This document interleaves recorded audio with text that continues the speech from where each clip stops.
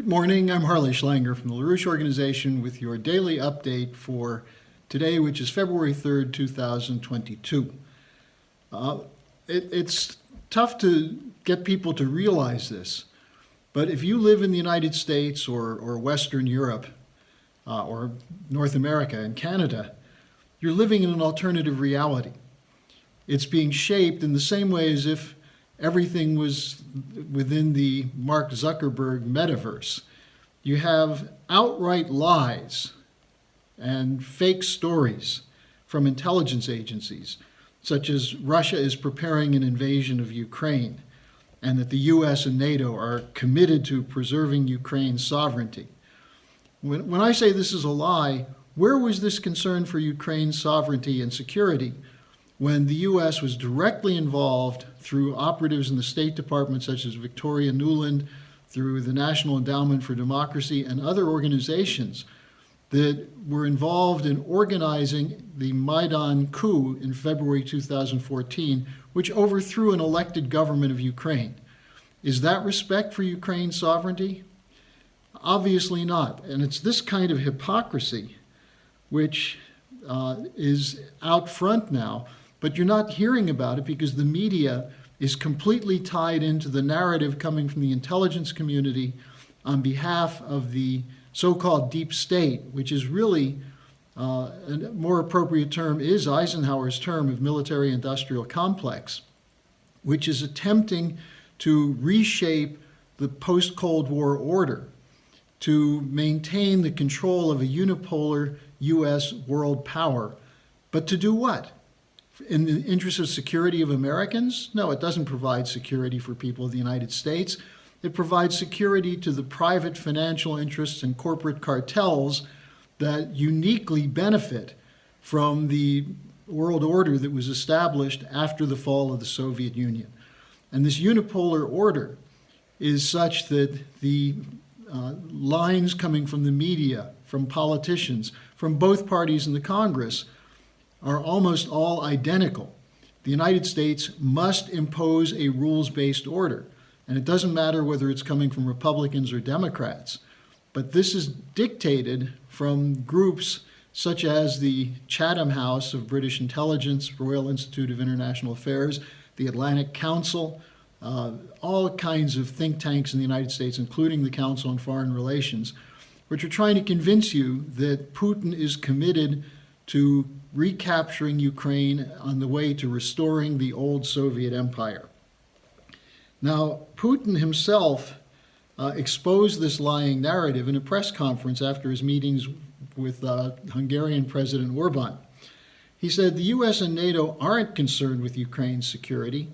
They are using this issue as an excuse to launch an all-out economic warfare against Russia, to destroy its economy and prevent its development. And he said, quote, "Its main task is to hamper Russia's development. Ukraine serves as a means to achieve this goal by drawing us into some kind of armed conflict," unquote. Now, there's ample evidence that what he's saying is absolutely true. Take, for example, this January 25th memo that was drafted after a White House meeting, which stated explicitly that sanctions are being prepared to prevent Russia's modernization of its economy, to cut it off from technological advances from other countries, and to assure Russia's backwardness and the fact that it would remain as a third world style economy dependent on raw materials, namely oil and gas, and at the same time cutting off the oil and gas shipments to Europe by shutting down the Nord Stream 2.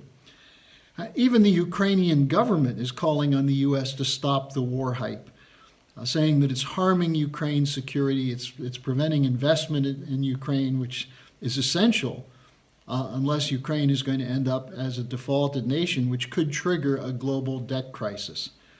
Now, Putin will be going to China tomorrow to sign major agreements. They say there are at least 15 contracts and agreements that have been prepared.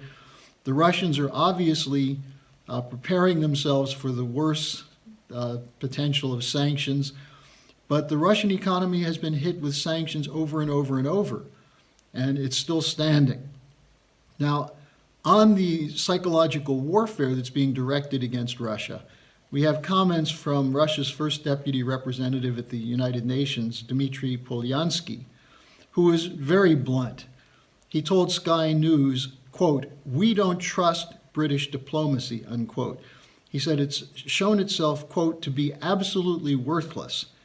And then he spoke ironically of the inflation. He said, one day they say there are 100,000 troops on the border, the next day 130,000 troops.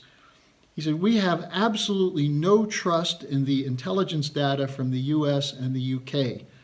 And he said this is the same as the claims of Saddam Hussein's weapons of mass destruction, which, by the way, did come from MI6 before it was presented by Colin Powell at the United Nations in 2002, actually February 2003.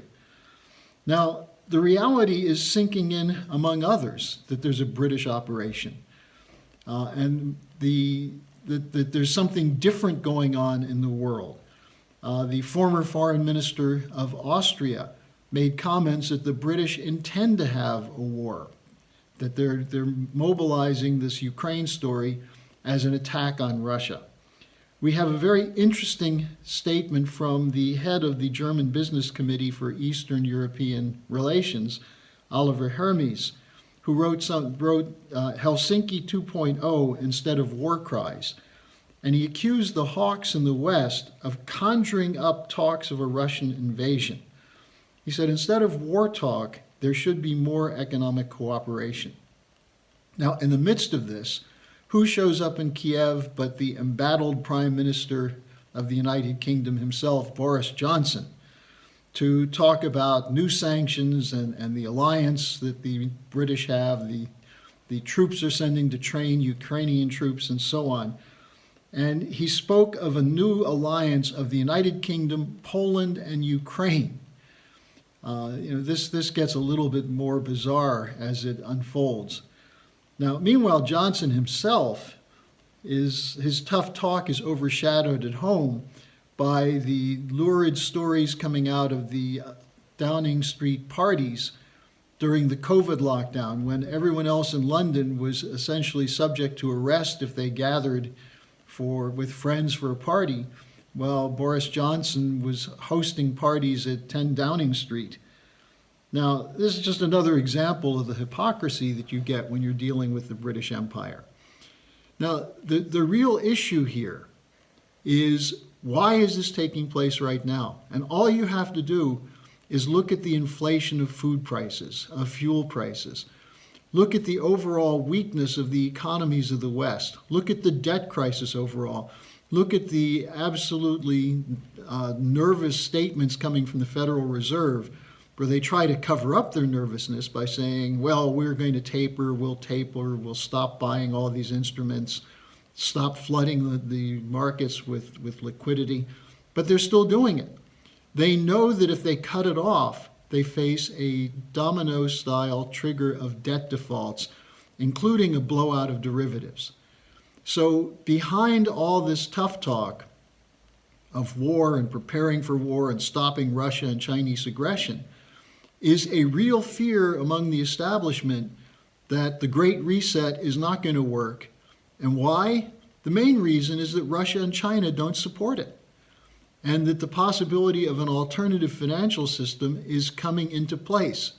Not that Russia and China want that, but they're not going to give up their sovereignty for the sake of appeasing the Klaus Schwabs and the Mark Carneys and the Tony Blinkens of the world. So we have to get out of this alternative reality in the United States. There are 100 anti-war groups that came together yesterday and held a press conference. Tucker Carlson has been extremely clear on the fraud of this whole Russia question. I wish he'd figure out the China question as well, but Tucker Carlson is now coming under attack because there are many Republicans who are starting to have second thoughts about supporting a war against Russia. So the more talk there is, the better. Take this video and share it. Go to our website, get our material and get it out. We must stop this narrative of Russia intending to have a war, and instead get back to this idea that the American system, of economics, of physical economy, is the alternative to a unipolar superpower war economy, which benefits the billionaires at the expense of everyone else. So thanks for joining me. I'll be back again tomorrow. If you have questions for me, send them to me at harleysch@gmail.com.